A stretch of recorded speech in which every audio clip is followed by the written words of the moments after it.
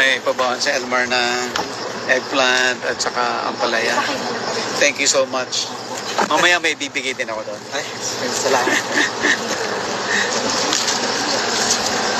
Pang-tawag po yun. Ayan.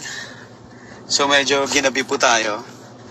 So pupuntahan natin yung truck, yung jeep na magkakarga ng lahat ng eggplant.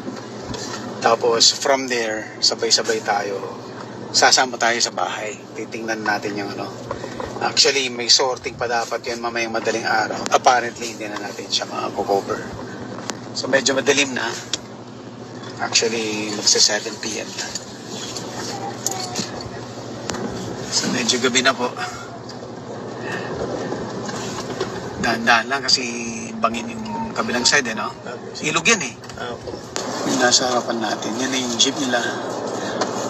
Hanggang dito lang yan kasi baka hindi niya kaya pumasok dun sa looban.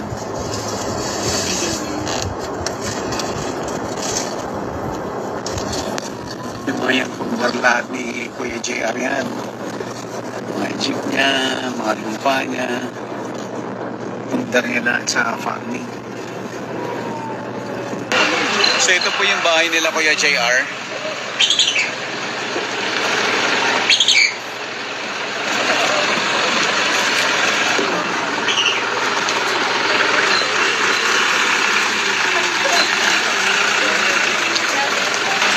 Dito. So ang bahay ni Alphonse mo ito. Ay, tingnan natin.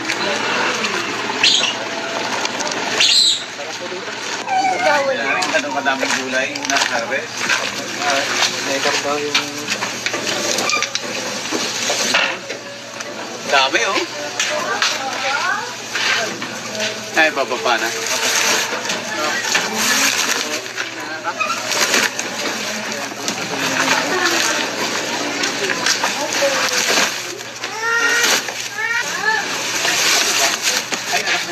So maliban po sa talong, ito rin yung harvest na sili for today. Taiwan. Kumusta presyo ng Taiwan ngayon? Kuya? 45 po dito. 45. Okay na rin ba yun? Mababa? Okay na rin po. Pwede na. Meron pong 55 likita yung mga magaganda. Matanda na po kasi. Matanda na kasi ito. Yung ganyang klase, 45 lang.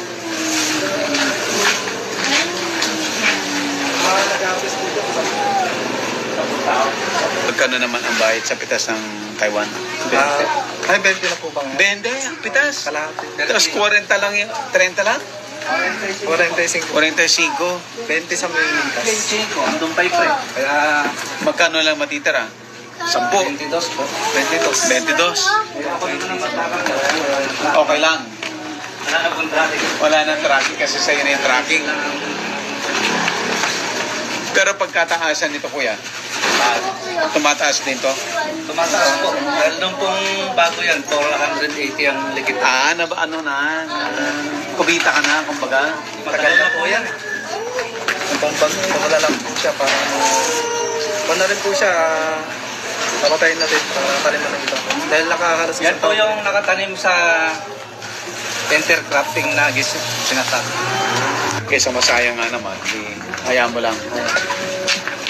20 So na-intercrop mo na siya sa pipino, okra, sili, sitaw. sitaw.